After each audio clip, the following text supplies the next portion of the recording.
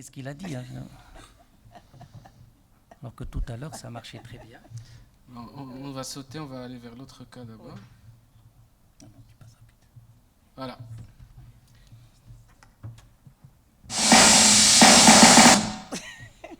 T'as vu là.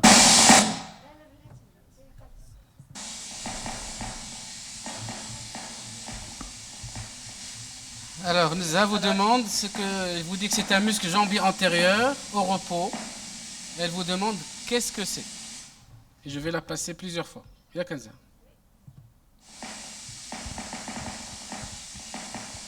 Est-ce que quelqu'un a une réponse?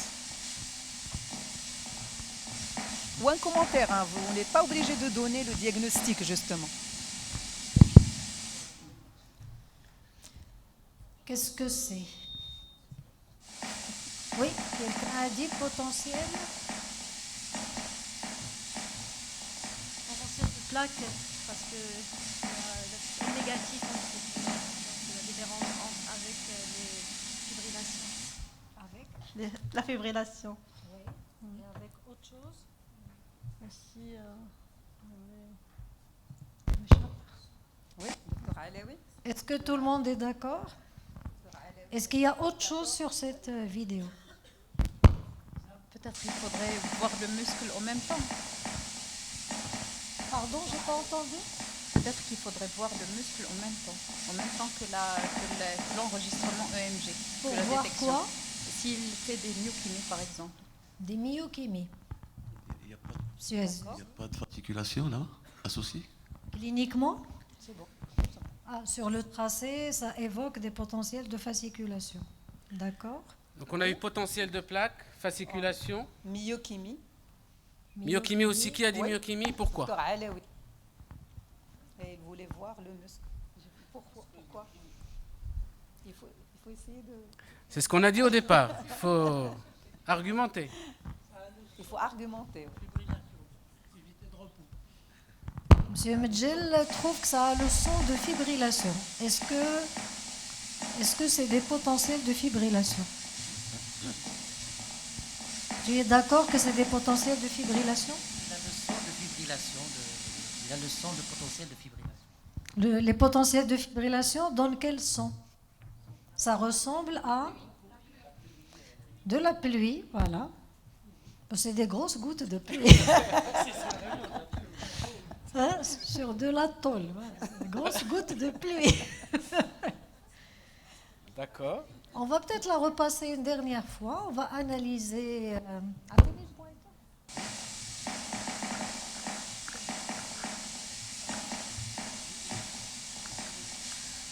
Donc en fait, la première proposition était plutôt correcte, parce que si on regarde ces potentiels, ils ont une première déflexion qui est vers le haut.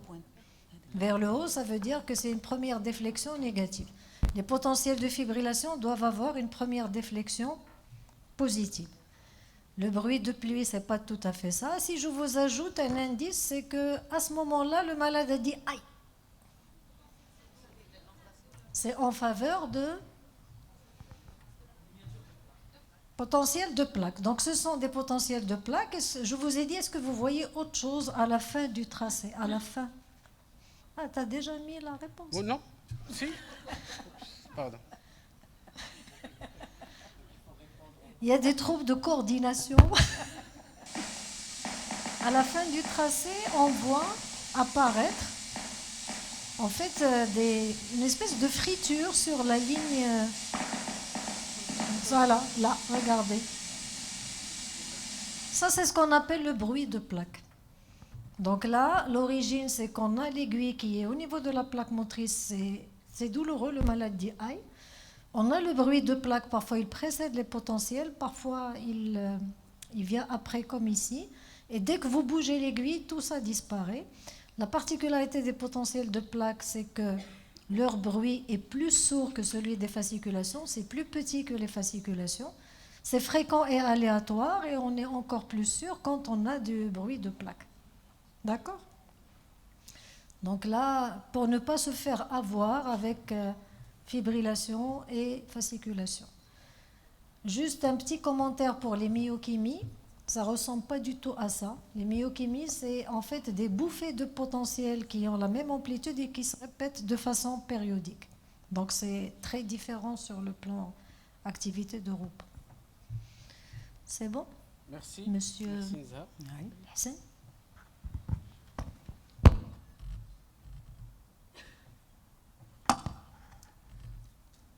C'est une dernière fois pour la vidéo. Ouais.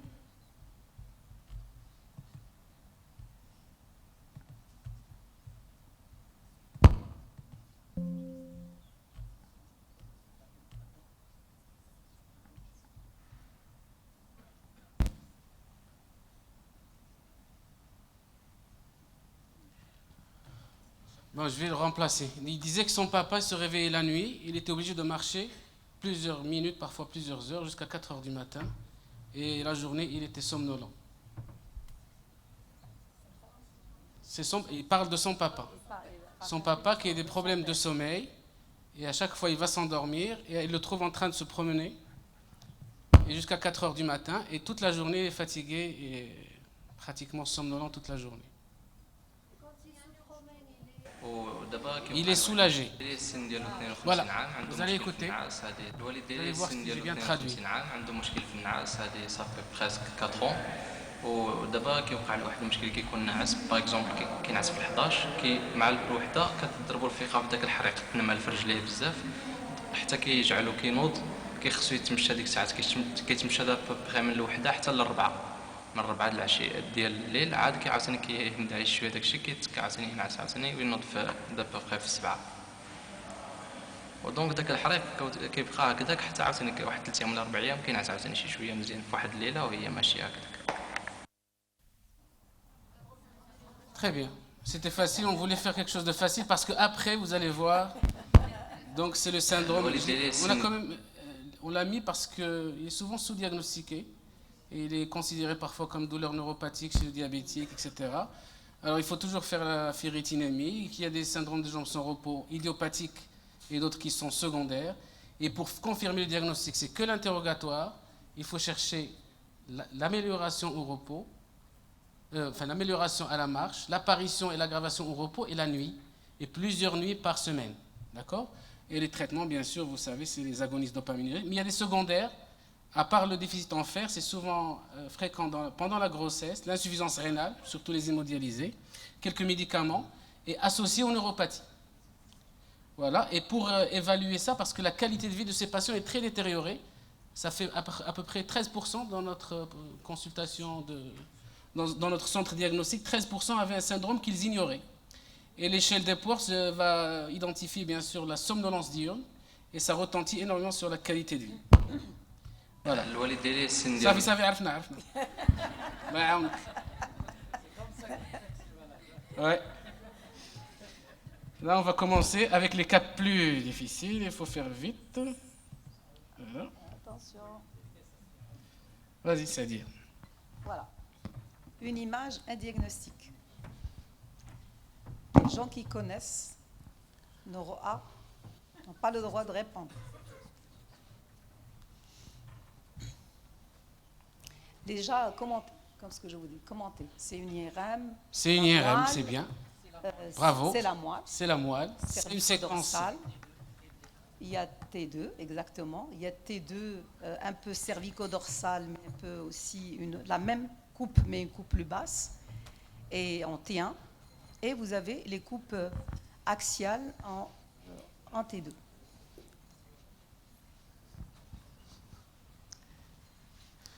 Qu'est-ce qui dérange? Qu'est-ce qu'il y a? Soyez descriptif peut-être au début. Oui, déjà. Là, on voit c'est-à-dire, oui. Est-ce qu'il y a quelque chose? Ici? Selma? Moi, ce que je vois, c'est une atrophie focale de la moelle. Voilà, effectivement, oui. Ouais. Oui. Oui, Et on la retrouve effectivement sur les coupes adjacentes. Qu'il y a comme une petite empreinte, en fait. Donc, atrophie focalisée de la moelle. Atrophie focalisée de la moelle. Oui, mais il y a un diagnostic. C'est Zuzi. Pardon. C'est ça. C'est ça, Selma. Donc Selma était dérangée par ça, oui. Ouais. Et qui, on voit aussi en T1. Alors ici, j'ai montré, Selma était dérangée par ça, c'est-à-dire chez vous, c'est ça. Et sur la coupe axiale, qu'est-ce que vous voyez? Sur la coupe axiale? Oui. Un hématome.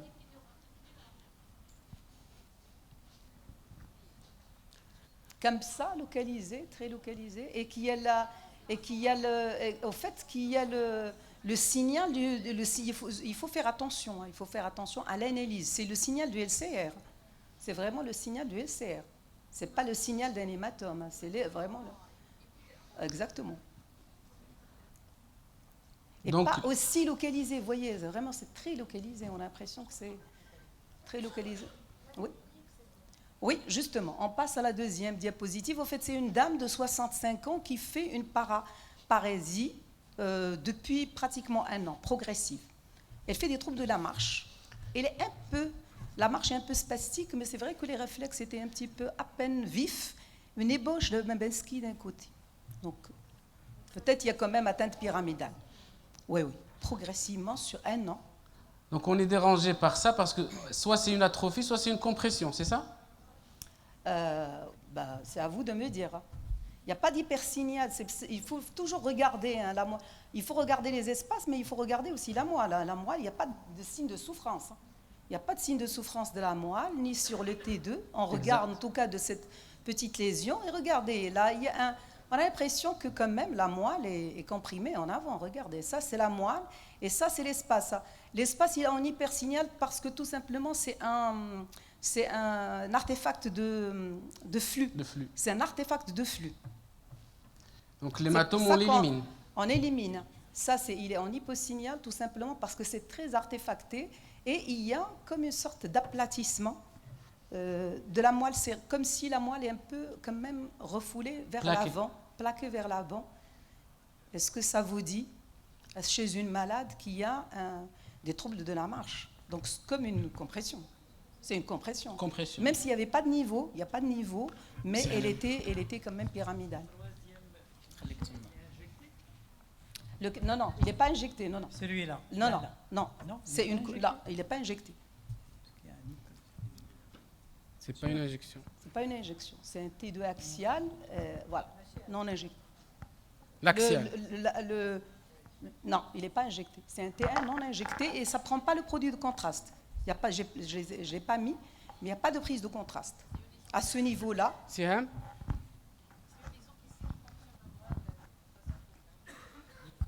Une lésion kystique qui comprime la moelle. Kystique oui, parce qu'il a le même signal que le SR, donc il est hyper T1. Mais il n'y a pas de kyste, en fin de compte. On a l'impression que c'est dans le... Et il a c'est liquidien. C'est un truc liquidien. C'est un truc liquidien. Oui. En tout cas, il a été effectivement, seulement, il a été donné comme atrophie focale. Atrophie focale des cordons postérieurs, suspicion d'une sclérose combinée de la moelle. C'était ça le diagnostic. Oui. Diagnostic radiologique, suspicion d'une sclérose combinée de la moelle parce qu'ils ont diagnostiqué une atrophie des cordons postérieurs. Il y a une question ici. Oui. Est-ce que ça ne peut pas une hernie médulaire qui donne l'impression qu'il y a une dilatation des espaces sous-arachnoïdiens à ce niveau? Une hernie de la moelle. De la moelle, qui se déplace en avant et dans cet espace en arrière. Vous pouvez expliquer un peu plus? C'est une, je pense, maladie idiopathique où la moelle, pour une raison ou une autre, se déplace en avant et donne l'impression qu'il y a un kyste en arrière, alors qu'il n'y a pas de kyste. Oui, c'est effectivement un des diagnostics, mais mais effectivement, la hernie de la moelle, c'est très bien d'évoquer ça, parce qu'effectivement, c'est un diagnostic différentiel. Et la moelle, au fait, elle ne se déplace pas. La moelle, c'est une hernie. On parle d'une hernie de la moelle, c'est-à-dire, au fait, il y a un passage de la moelle à travers les espaces sous-arachnoïdiens. Effectivement, vous avez tout à fait raison, et qui va se plaquer en avant sur les espaces antérieurs et qui peut donner tout à fait. Donc, vous êtes un petit peu proche du diagnostic, mais c'est un diagnostic différentiel. Là, il y a un diagnostic, je pense. Oui. Je pense qu'il s'agit d'une hernie spinale transdurale. C'est un peu la proposition de Walid. C'est la proposition qui vient d'être évoquée. effectivement, ça aurait été parler. trop facile. C'est Sadia qui a posé la question. Ça aurait été ça. Mais effectivement, c'est un diagnostic différentiel, mais c'est pas ça. Donc finalement, c'est quoi? Oui, c'est un web. C'est un web spinal.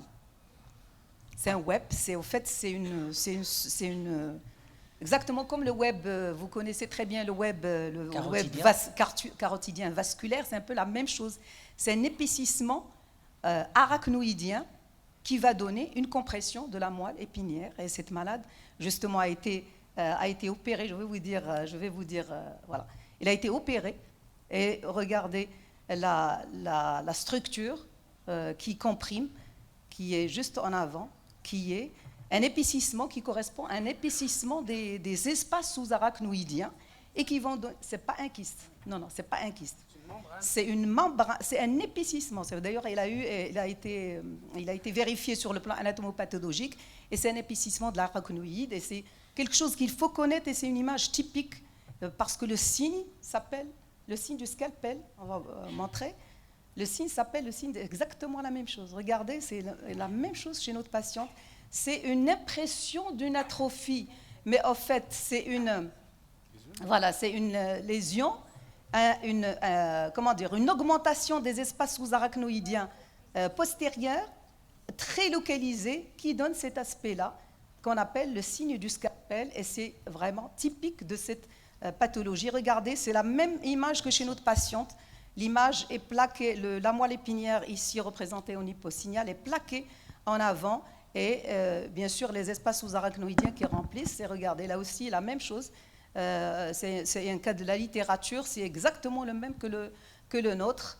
Et regardez l'épaississement, comment ça se présente. C'est un épaississement des espaces sous-arachnoïdiens. Et donc, c'est vraiment typique. Vraiment, ça, c'est le cas typique d'une image, un diagnostic, parce qu'il faut reconnaître, chaque fois que vous avez une sorte d'atrophie ou un élargissement très localisé des espaces sous-arachnoïdiens, il y a ce diagnostic-là. Et il y a effectivement le deuxième diagnostic, vas-y Fawzi, le deuxième diagnostic qui est un diagnostic différentiel qui est la hernie de la moelle. Regardez, c'est plus simple quand on va sur des choses schématisées. C'est à peu près la même chose, regardez. C'est un épaississement de l'espace postérieur, sauf que là, regardez, il y a une rupture de l'espace antérieur de la moelle, des espaces sous-arachnoïdiens, qui veut dire, regardez sur le schéma, que la moelle, il y a une hernie de la moelle, donc c'est la moelle qui passe à travers les espaces sous-arachnoïdiens, et ça peut donner exactement le même aspect, ce signe, ce qu'on appelle le signe de scalpel, retenez-le, et retenez aussi l'image de la moelle épinière. La moelle épinière, regardez, elle est complètement plaquée en avant. D'ailleurs ici, on ne voit plus, il y a une disparition du mur, ce qu'on appelle le mur de sécurité, une disparition du mur de sécurité postérieur avec un élargissement des espaces sous-arachnoïdiens postérieurs et sur une image sagittale, regardez la moelle qui est complètement herniée et, pardon, l'image suivante, ce qui permet le diagnostic différentiel toujours sur un schéma c'est plus simple. Diagnostic différentiel dans la hernie, regardez toujours les espaces antérieurs, s'il y a une interruption des espaces antérieurs, comme on le voit ici, là, ici, la ligne rouge représente le mur antérieur des espaces sous-arachnoïdiens. Interruption en rouge du mur, c'est-à-dire c'est une hernie. Si vous avez juste l'image du kyste sans interruption du mur, c'est probablement un web. Et c'est les deux principales étiologies. Et chez nous, chez cette malade, c'était une... Et bien sûr, pourquoi c'est très important de faire le diagnostic? Parce que cette malade, le lendemain de l'intervention chirurgicale, elle est redevenue exactement normale. Super. Web, parce que c'est comme le web, c'est un diaphragme. C'est un diaphragme. C'est un diaphragme. C'est un diaphragme des espaces sous-arachnoïdiens, sauf que là, web... C'est une toile, quoi. Toile ou diaphragme, mais c'est le même... exactement. Couvre, mais c'est le même principe, vraiment, que le web carotidien, qui est une expansion de la paroi de la carotide.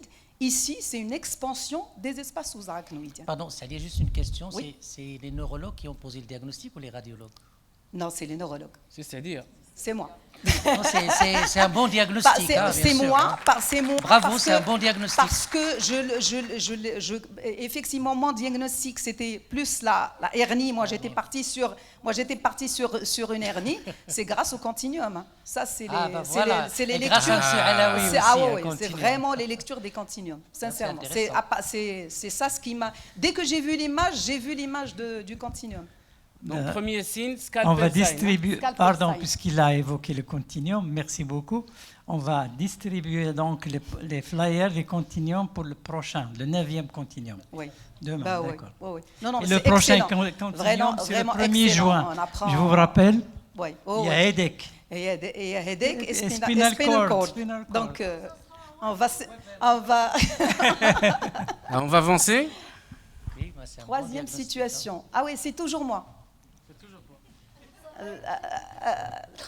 Là, c'est un peu le contraire. Vous avez plusieurs images, mais il y a un seul diagnostic.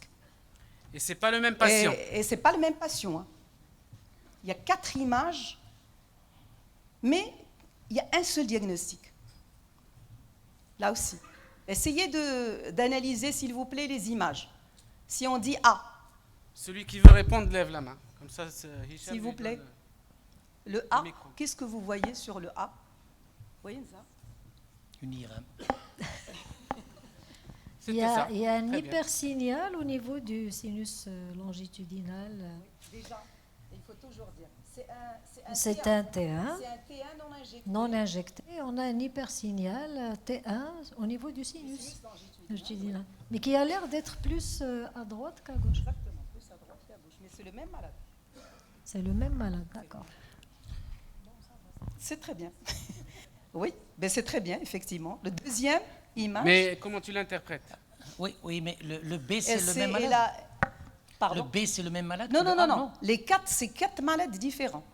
Le A, c'est le premier patient. On a dit hypersignal du sinus. Hypersignal du sinus. En T1.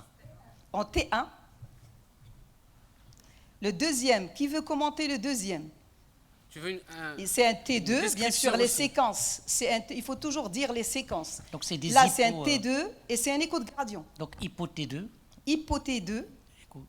Hypo-iso. Hypo, écho de gradient. Qui est T2 aussi.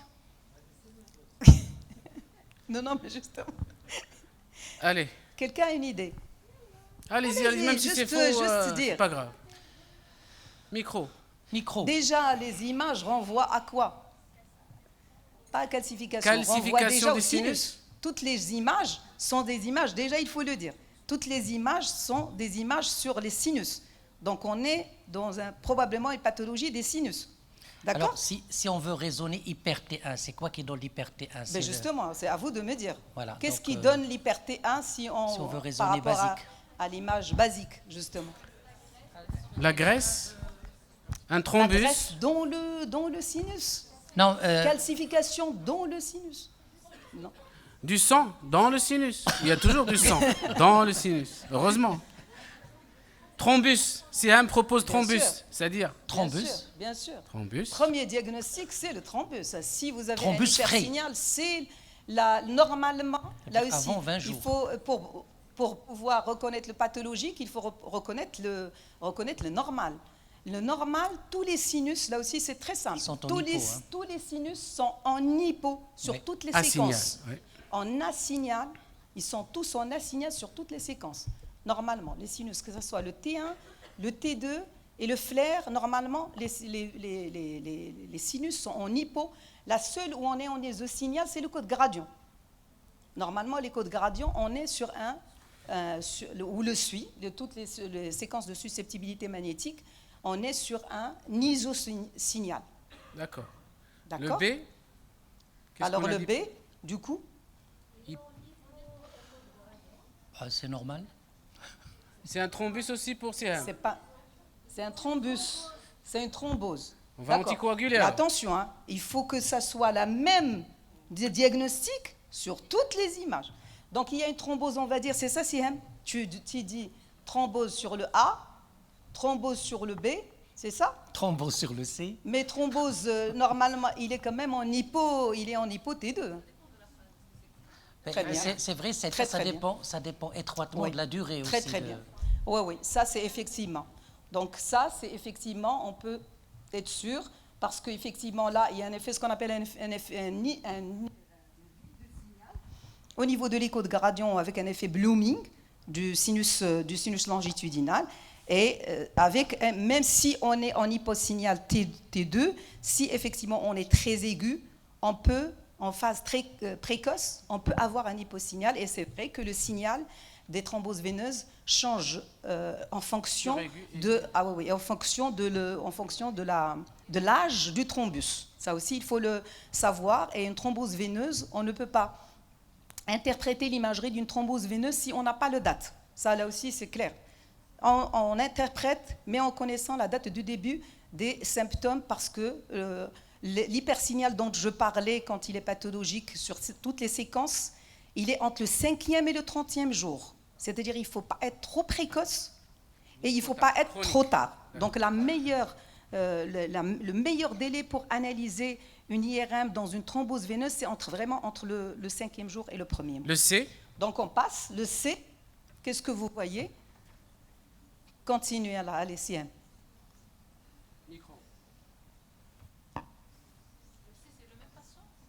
C'est quoi?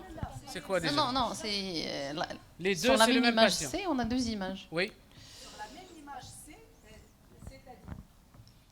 c'est-à-dire, je suis dérangée que sur celle du côté droit, on a un sinus qui est presque normal. Mais... Micro. Chez le même patient, on le voit, une fois on le voit, une fois on ne le voit pas. C'est-à-dire, il y a un problème. On arrive à suivre le SLS droit, mais à gauche, on n'arrive pas à voir la partie antérieure de la SLS gauche. C'est le même. C'est le même patient. Comment vous expliquez? C'est le même patient. Une fois vous le voyez, une fois vous ne le voyez pas. Le sinus longitudinal. Le temps où ça a été fait? Là, c'est pas le temps. Ils sont faits en même temps, par contre, là. Non, mais de toute façon, le sinus longitudinal, il n'y en a que un. Si. C'est la même incidence. C'est pas des clichés un peu plus précoces ici? Là, c'est pas question de précocité. Là, du tout. Vous retenez une thrombose ou pas? Bon. Allez, parce que là, faut prendre une décision, là. Wadir? Le un tiers antérieur, normalement, du sinus longitudinal supérieur, il est souvent...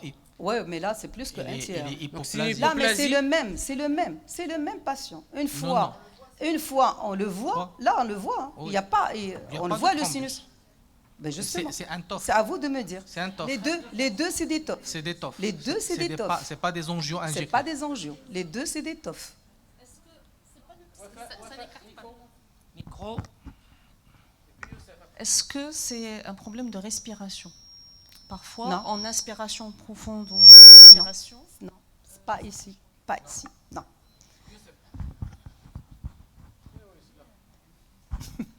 Est-ce que c'est pas une duplication du sinus sagittal supérieur avec un qui est hypoplasique et l'autre qui... Du tout.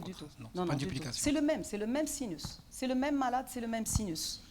Et là, le sinus, on le voit, c'est une reconstruction. On le voit. On le voit, donc il est là. D'accord. Le D alors? Là, alors le D. Donc. Ils sont fatigués, on va s'arrêter là. Le D. Alors, on n'est pas content. Oui. Oui. Droit. Pardon. Il y a quelque chose à l'intérieur du sinus droit, donc ça peut être aussi un thrombus. Oui, mais... Oui. Droit. Oui, mais ça c'est une thrombose partielle. Alors, qui est d'accord, qui n'est pas d'accord? Il y a une hypo, effectivement. On a l'impression qu'il y a un signal à l'intérieur. Tu as tout à fait raison. D'ailleurs, c'est marqué avec les flèches. Il y a un hyposignal à l'intérieur du sinus droit qui peut être un thrombus. Oui ou non? Tout le monde est d'accord. Donc, tous ces cas, c'est des thromboses veineuses? Non. Et Paris pour ça aurait tous? été facile. Oui.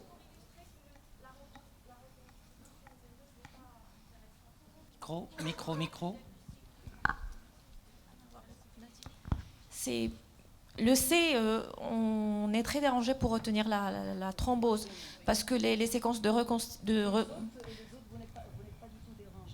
Pour le D, moi je suis dérangé. C'est bizarre d'avoir un thrombus qui va épouser la partie inférieure. Et trop filiforme, alors on voit très bien quand même le sinus droit, il passe bien. Toutes ces images sont bizarres. Ouais. Toutes ces images sont bizarres. Toutes tes questions sont bizarres. Donc là, on le voit une fois, on le voit pas une fois. Là, on le voit une fois. Là, on le voit pas une fois. Là, c'est sûr, c'est un thrombus, mais il n'y a pas d'hyposignal. Et là, oui, alors là, c'est pas du tout l'aspect. Ni le siège. Du tout l'aspect des granulations. Les granulations, généralement, c'est un vide de signal, effectivement, dans le sinus, latéral, mais qui est bien arrondi, qui est bien localisé. C'est pas du tout comme ça. Une invagination. Oui, il y a une... Non. Ce n'est pas une duplicité. Il y avait une personne avant. Alors on va, donc je pense qu'on va aller... Pardon, il y a deux rapidement. Une dernière et on y va. Est-ce qu'on peut évoquer un lipome? Non. Dans quelle situation? Sur toutes les situations. J'explique pas le C. Non. Le C, non. Les autres, non. Mais sur les autres. Donc pour le A, le comportement de la graisse. Sur le A, mais pour le B, le A, pourquoi le A, potentiellement le D. C'est deux coupes vraiment là, c'est jointes. C'est deux coupes l'une à côté de l'autre. Hyper ou celle qui est juste en bas? L'autre, il n'est pas hyper. Très bien, on avance. Alors on avance. Donc au fait, le diagnostic.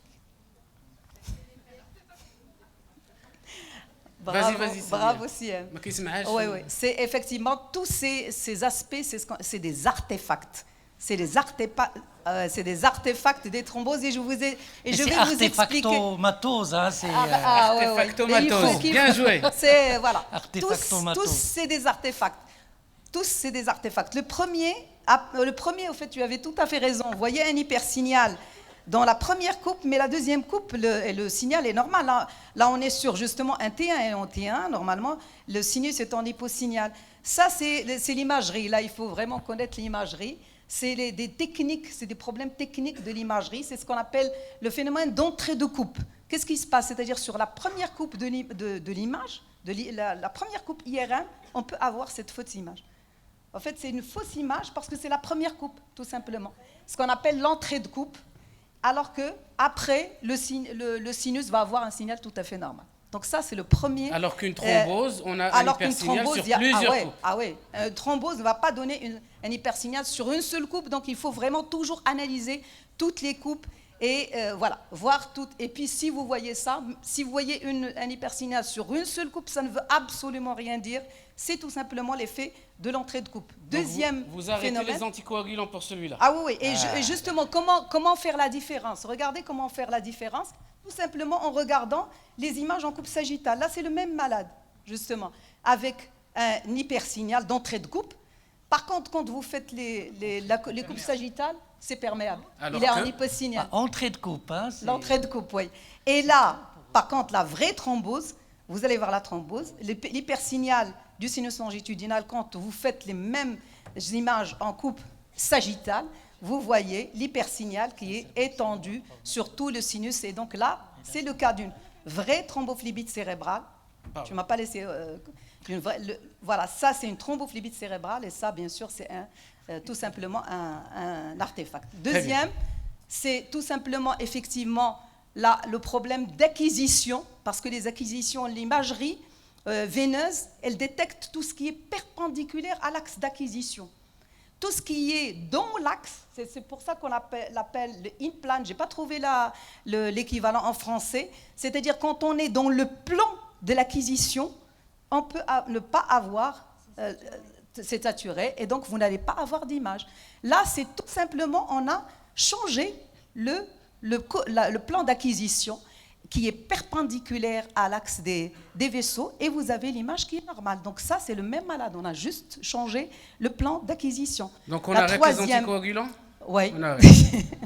Troisième, vous avez, ici, Ham a eu la réponse. Là, justement, c'est pour ça qu'il faut toujours analyser en fonction de l'âge. Et là aussi, donc, c'est de l'âge du thrombus. Bien sûr, là, vous voyez, généralement, le T2 étoile et les suiles en général, ne passent pas à côté du diagnostic d'une thrombophlébite. En général, quand vous avez un assignal sur le T2 étoile, c'est que c'est une thrombophlébite cérébrale. Et le quatrième Ah ouais. Le quatrième pitfalls, le piège, c'est les cordes.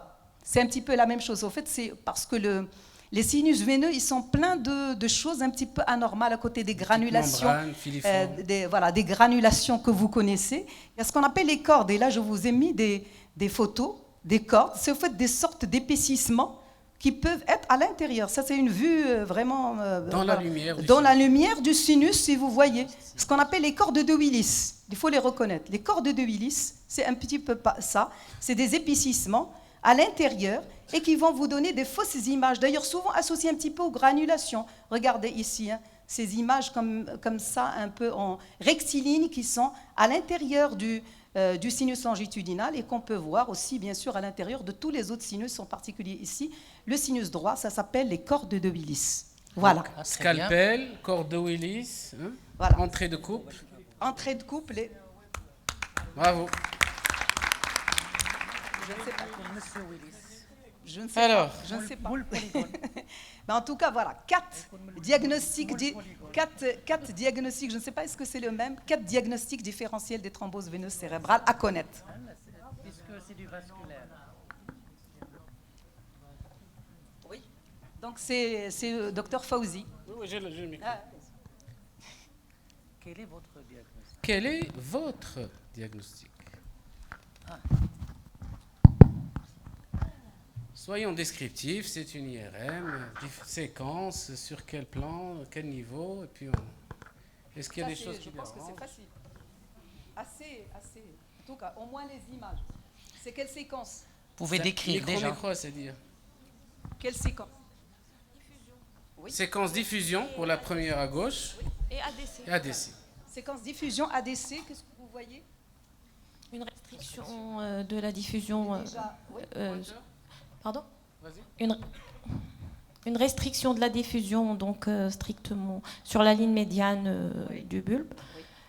Et là, je pense qu'il y a ici donc une baisse du coefficient de diffusion apparent. C'est sur l'ADC qu'on dit restriction. Attention. Non, là, on dit restriction, non. Et là, on dit... Non, la restriction, c'est sur l'ADC. Toujours. D'ailleurs, c'est pour ça que l'ADC, vous avez bien sûr généralement, vous avez l'hypersignal sur l'ADC, qu'il faut confronter à l'ADC, et c'est l'hyposignal correspondant à l'hypersignal sur la diffusion qui constitue la restriction. Donc la restriction, c'est l'ADC, c'est pas la diffusion. Donc oui. Ça, c'est la description. Tout le monde est d'accord? On est d'accord pour la description? Très bien. Alors si on voulait le rapprocher à une forme, on dirait quoi? Il a la forme de quoi cette hypersignal? Il y en a dans le bulbe. Il y a une restriction de la diffusion. Bilatéral, symétrique, pas symétrique. Il ressemble à quoi? En Y, oui. Très bien. Ça correspond à quoi? Mais voilà, quelle est la physiopathologie? C'est tumoral, c'est... Artefact,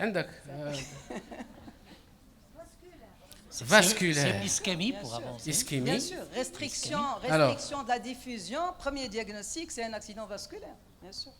Oui. Ils ont tellement peur des artefacts que les choses sont faciles. Non, c'est pas un artefact là. Très bien. Donc, qui correspondrait à quoi? Si vous êtes radiologue, vous mettriez quoi dans le compte rendu? Conclusion? Une ischémie en Y. Ischémie, oui. Bulbaire. Quel côté? Médiane. Oui. Elle est vraiment bien médiane. D'accord. Ça serait quel territoire? C'est veineux, c'est artériel, c'est... Quel territoire de quelle artère? Spinal? Oui. Donc c'est un infarctus bulbaire paramédian bilatéral. Et bien sûr, le territoire, c'est de l'artère spinale. Alors vous savez que ici, c'est un peu les deux vertébrales.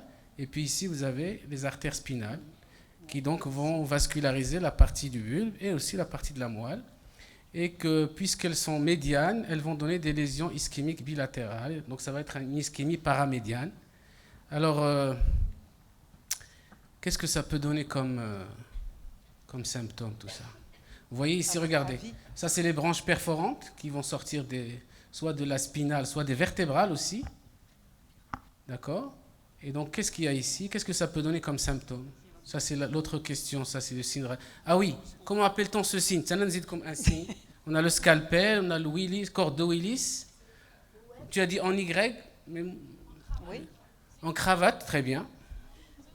Oui, ça peut ressembler. Oui, je crois qu'ils ont raison. Cravate, c'est encore mieux. Bon, en fait, ça s'appelle le signe du cœur quand la lésion est un petit peu plus grosse que ça, un peu plus étendue en latéral. C'est comme un cœur. Mais plutôt AirPod sign. Atrophique, c'est un cœur atrophique. AirPod sign, ça vous va là? Là, c'est mieux. Vous mettez de la publicité pour... Oui, c'est un peu de la publicité dans les articles, c'est pas bien ça. Alors, c'est un AirPod sign. Alors, quel serait le tableau clinique maintenant? Puisque c'est bilatéral, et qu'est-ce qu'elle touche? C'est un anti-Wallenberg en fait. Alors, pardon, il y a une réponse ici. Oui. Une tétraplégie avec une paralysie linguale totale. Très bien, très bien. C'est un peu le tableau le plus fréquent. En fait, ce patient, il avait aussi un petit vertige, et parfois ces tableaux commencent par des vertiges, parce qu'il y a aussi, parfois, le noyau vestibulaire est un peu touché, et la dysarthrie, donc tétraplégie. Alors, ce qui est intéressant dans ces situations, c'est que le tableau n'est pas brutal comme les AVC. Parfois, c'est progressif sur plusieurs heures, parfois plusieurs jours, et le patient va finir avec une quadriplégie. Alors, il y a une diapo qui a sauté, enfin, beaucoup de diapos qui ont sauté. Mais c'était pour dire ça, scalpel sign et tétraplégie, le principal symptôme avec la paralysie linguale bilatérale. AirPod sign, bien sûr. AirPod sign. AirPod sign. Scalpel. AirPod, c'est plus joli que scalpel. Hein. Là, ça... Bon, on avance. Ouais. Là, c'est une vidéo et c'est une image. Une image. 3 membres. Vidéo. Deux jambes et un bras. Deux jambes. Tu veux quoi? Oui, la vidéo. La vidéo? Pardon. Oui, c'est le même patient. Utilisez micro pour décrire. C'est les jambes du patient et c'est le bras. Alors, il y a une réponse ici. Déjà. Myotonie congénitale. Myotonie congénitale. Qui est d'accord, qui n'est pas d'accord? Ben Zaha n'est pas d'accord. Oui, bien sûr. Non, déjà congénital comme ça, c'est-à-dire que se poser la question est-ce que c'est une myotonie. Quand on a vu avec le marteau, quand on a une myotonie, on a le muscle qui se contracte et qui va avoir du mal à se... Relâche. Alors que là, on voit l'inverse. D'accord? On a plutôt quelque chose qui gonfle et qui disparaît. Exactement. Oui.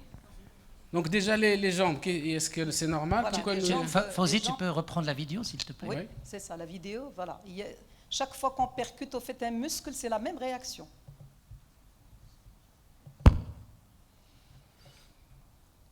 Comment s'appelle le marteau? Comment s'appelle le monsieur? Voilà. Il va aussi faire la même chose de l'autre côté. Ça, c'est le biceps contralatéral. Déjà, essayez toujours, essayez d'écrire. D'écrire? Oui, il y a une...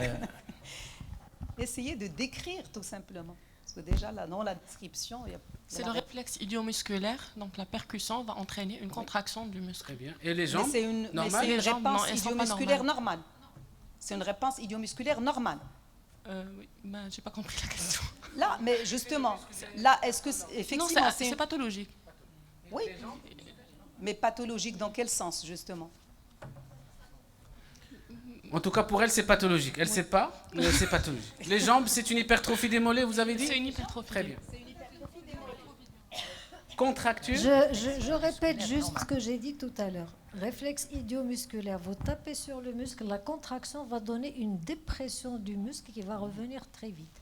Quand il y a une myotonie, cette dépression va mettre du temps à revenir. D'accord? Là, on a l'inverse. On a une bosse qui disparaît. C'est différent. Avec une bosse. D'accord. On avance. Peut-être que si je vous donne la deuxième image, avec ce que vous avez, la deuxième image, regardez. Ça, le A, c'est avant traitement, et le B, c'est après traitement. Il est paraplégique. Il est rentré hémiplégique, il est sorti tétraplégique. Non, ça c'est juste pour montrer qu'est-ce que vous voyez. Pour les jambes, les mollets. Les mollets. Non, c'est pas une contracture. il y a diminué de volume, il n'y a plus d'hypertrophie.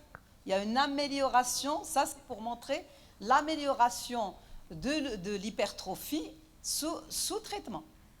Donc vous avez un malade qui a une hypertrophie des mollets, qui s'améliore sous traitement et qui a un réflexe.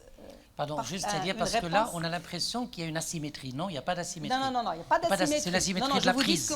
Non, du tout. C'est juste la prise et c'est juste au contraire pour montrer que vraiment, il n'y a plus pratiquement. Donc il s'est dégonflé. Il s'est dégonflé, voilà. exactement. Le traitement a dégonflé les mollets. C'est ce que j'allais dire. Au lieu de dire hypertrophie, on dit une augmentation de volume des mollets. Parce que quand on dit hypertrophie, ça renvoie vers le muscle. Alors que je ne pense pas que ça soit le muscle. C'est de l'œdème, c'est pas un myo-œdème. C'est un myo-œdème, oui. Donc, Zadi myo-œdème. Oui, bah, c'est ça. Bah, de toute façon, c'était ça. C'est très, effectivement. Je te laisse d'ailleurs quand tu... Si, commente, s'il te plaît. Effectivement, c'est un myo-œdème dans le cas d'une hypothyroïdie. Hein. Et c'est classique d'avoir justement... Et c'est un diagnostic, d'ailleurs, ça doit faire évoquer directement le diagnostic quand vous avez un myo-œdème. Effectivement, cette contraction, c'est particulier, qui ne ressemble ni à une myotonie, ni à une contraction, justement, parce qu'il y a aussi le phénomène du Rippling qui est différent. Et au fait, là, le clou, la clé du diagnostic, c'est tout simplement un mixœdème qui s'est amélioré sous traitement. Et c'est chez un malade qui a tout simplement une hypothyroïdie. Et le fait d'avoir cette contraction particulière localisée est justement en rapport avec ce qu'on appelle un myo-œdème. Et c'est typique, là aussi, si vous avez cette réponse, c'est assez évocateur d'une hypothyroïdie. Et l'hypothyroïdie est parmi les étiologies des hypertrophies. Le mixœdème peut être localisé tout simplement au niveau des mollets, donc il faut faire attention aussi à cet aspect-là. 6e situation. Alors je vais appeler de Tanger. Tanger.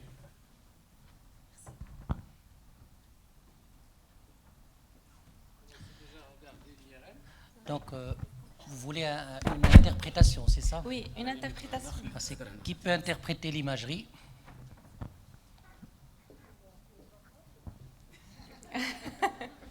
Il voit, et je ne crois qu'il va, là, il voit. Il voit pas.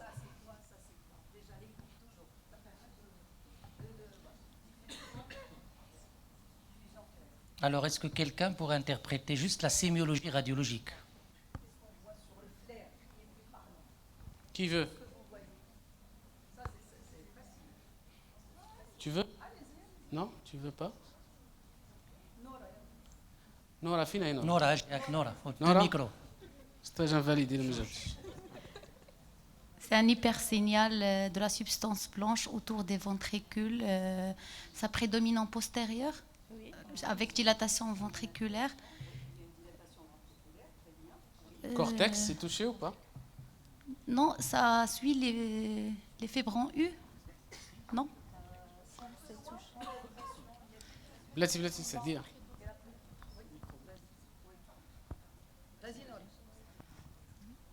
Ça ne correspond pas à une leucopathie vasculaire ou une leucodystrophie, je sais pas. Oui, ça peut effectivement ressembler à de la leucopathie vasculaire, en tout cas. Il y a des lacunes aussi. Il y a peut-être effectivement ici des lacunes, ou bien c'est de la substance blanche. Effectivement, c'est une hypersignal de la substance blanche qui peut tout à fait être du vasculaire chronique. Mais est-ce qu'il y a autre chose?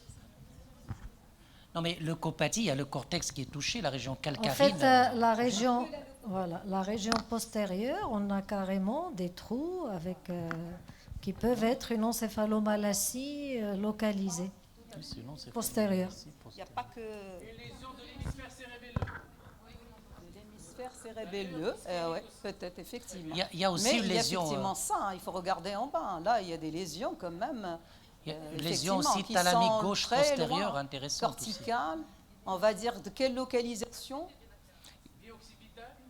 C'est occipital. Il y a aussi thalamique gauche postérieure. Occipital bilatéral, thalamique. Oui, c'est même intéressant pour le diagnostic. Troisième ligne. Il y a une atteinte thalamique. Voilà. Tout à fait, exactement. Effectivement. C'est comme une... Oui, exactement. Ouais. Ça permet de confirmer l'ACP. Donc, vous retenez double ACP, ACP, avec Exactement. en plus sur des signes de leucopathie vasculaire. Exactement. Oui. Oui, exactement. Oui, exactement. C'est ancien. Donc, la question qui se pose, quel tableau clinique Ça peut ressemble présenter notre patient? Du vasculaire. Alors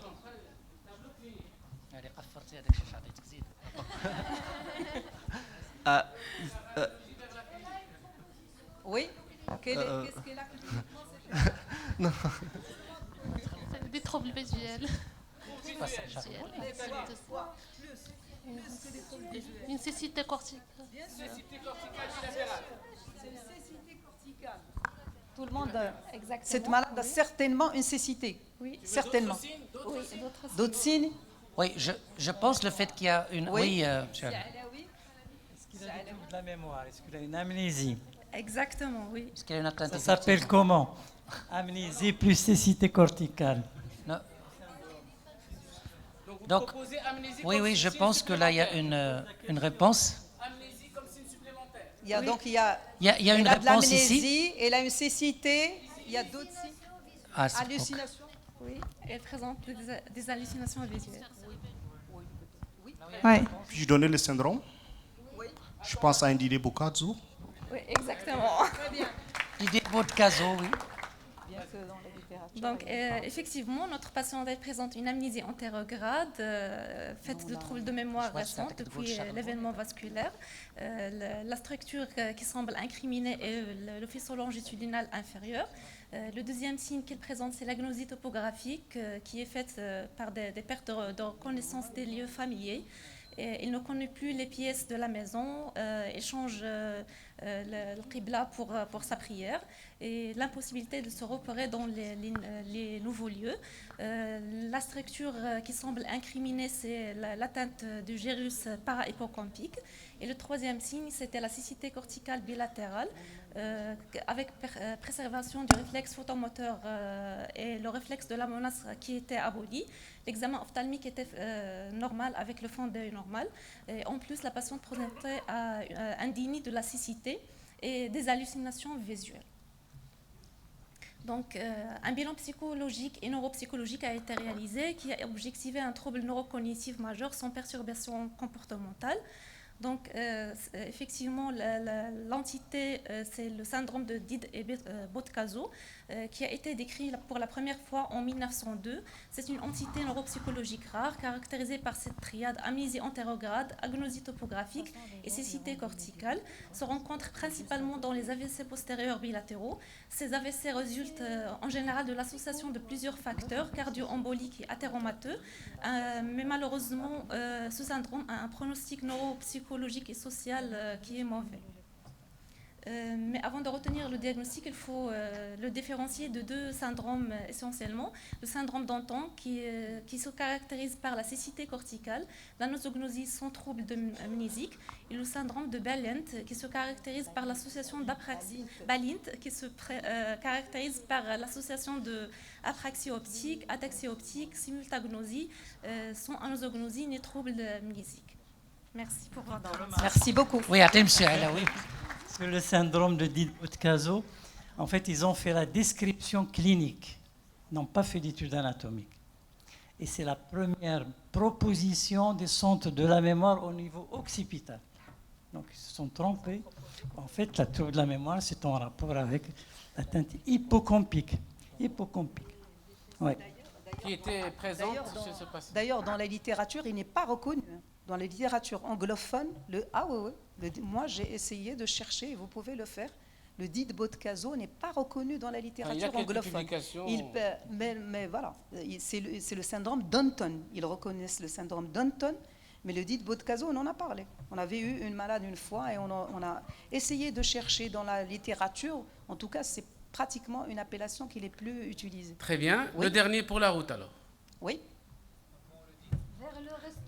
Vers le restaurant. Dernier cas. Le dernier. D'accord. Ça, c'est le dernier. Sauf si vous voulez, nous, on a toute la nuit. Hein. Il y a encore des cas. Ça dépend de vous. Hein. Nous, il n'y a pas de problème. On fait le dernier, puis on voit. Si, allez-y. C'est le qui? Ah oui. Ça aussi, ça c'est le... Voilà. Alors. Un EEG, un diagnostic. Normalement. Évaluation. Mais ce n'est pas un problème. C'est un enfant de 12 ans, l'évaluation d'une Corée.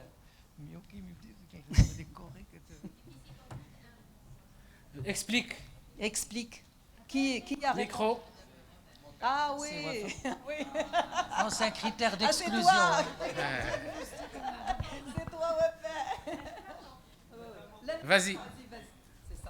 En fait, ici, on voit dans les premiers EEG.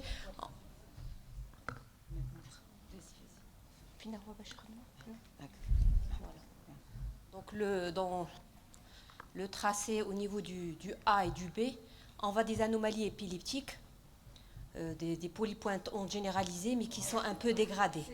Et ça a été fait alors que l'enfant, il est à jeun. Et ça, c'est vraiment important.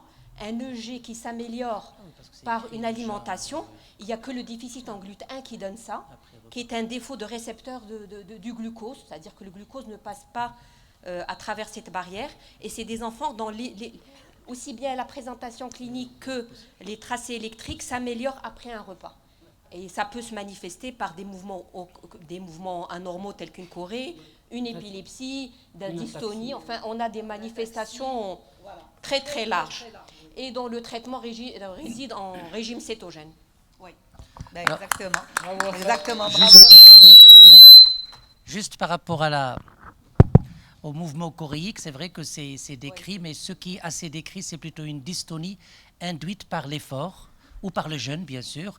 Donc il y a deux situations par rapport à une dystonie ou une chorée, pour évoquer bien sûr le syndrome GLUT1, c'est lorsque ça s'améliore avec le repas ou lorsque c'est induit par l'effort. Oui, donc après un effort soutenu, il y a les dyskinésies induites par l'effort, c'est souvent des dystonies d'eau pas sensibles ou des déficits en GLUT1. Ce sont les deux diagnostics à évoquer. Même là, les chorées, quels que soient les mouvements, ils sont quand même aggravés justement par le jeûne. Même les mouvements choréiques sont aggravés par l'effort. Et l'effort, exactement. Et l'effort physique. Et une petite précision, pour les formes épileptiques, il y a surtout le syndrome myoclonoastatique. Dès qu'on a un enfant qui a un syndrome myoclonoastatique, c'est parmi les diagnostics qu'on doit obligatoirement chercher. Et le diagnostic est assez facile. On fait d'abord une glycémie, juste après une ponction lombaire avec une mesure de glycorachie, il faut mesurer le rapport. C'est-à-dire il faut l'évoquer. Oui. Très bien. Puisque vous avez été rapide, merci beaucoup. Donc on passe à la situation 10. Oui. Ah oui, ça aussi c'est... Voilà, une image, un diagnostic, là aussi. Alors, description. Non. Description, c'est quand même facile. Vas-y. Alors, sur le scanner, on écoute ici. Je vois des calcifications au niveau du scanner. Donc, calcification, le siège. Postérieur, occipital, cortical, bilatéral, un peu asymétrique, donc plus marqué côté droit. Oui, c'est écho-de-gradient, oui, ça montre la même chose, des calcifications bilatérales. Donc, les calcifications sont en asymétrie. Ça, c'est la description, on va dire, radiologique. Maintenant, interprétation. Donc, calcification occipitale bilatérale. Est-ce que vous avez besoin de clinique? N'a pas de diarrhée, au sens d'une maladie cœliaque, non? Pas de diarrhée. Khadija? Oui. Je pense qu'on peut aller voir dans les maladies cœliaques. Pourquoi? Voilà, on vous donne la clinique? On vous donne la clinique. Donc voilà, c'est 18 ans, dans la maladie cœliaque, épilepsie réfractaire depuis l'âge de 10 ans, aucun antécédent de prise médicamenteuse ni d'exposition aux radiations et pas de signe cutané. Cutané, non, justement. Pas Pourquoi? De signe en particulier. Pourquoi? Pour les phacomatoses, genre Sturge-Weber. Oui, le Sturge-Weber, c'est parmi les principales étiologies des calcifications cérébrales. Est-ce que Khadija, tu maintiens ton diagnostic? Mais est-ce qu'il y a des atypies, l'atypie? Oui. Je connais qui a dit.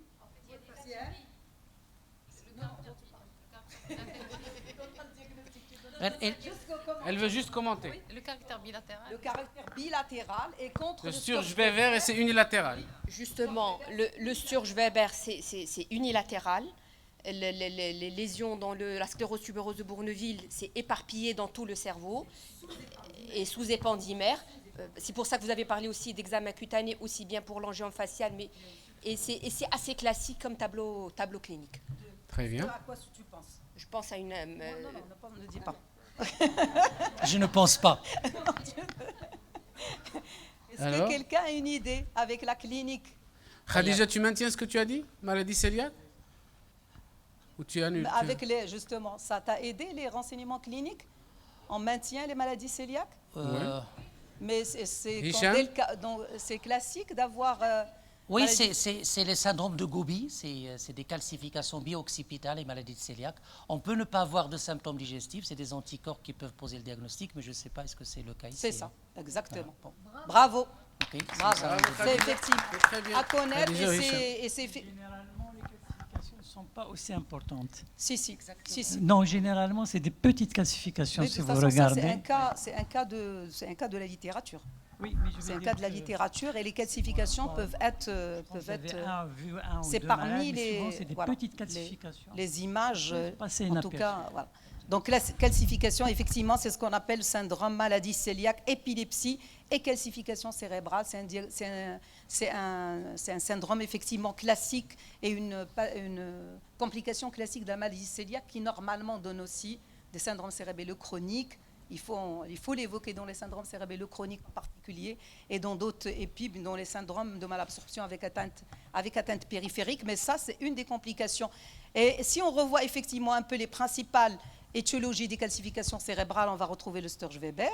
On va retrouver les maladies congénitales liées au folate et aussi un traitement par méthotrexate quand il n'y a pas de supplémentation en acide folique, et je vais vous montrer quelques cas. Donc là, la diapo suivante pour dire justement là, le Sturge-Weber unilatéral, et aussi un autre élément très important, c'est que les calcifications dans le Sturge-Weber sont souvent associées à de l'atrophie. Regardez toujours, quand vous avez des calcifications, regardez toujours voilà, qu'est-ce qu'il y a. D'ailleurs, regardez l'hémisphère, globalement l'hémisphère du côté droit est plus petit. Donc gauche. Souvent, gauche, pardon, il y a une hémiatrophie cérébrale du côté gauche qui est classique dans le Sturge-Weber. Et là, c'est tout simplement un hémangiome.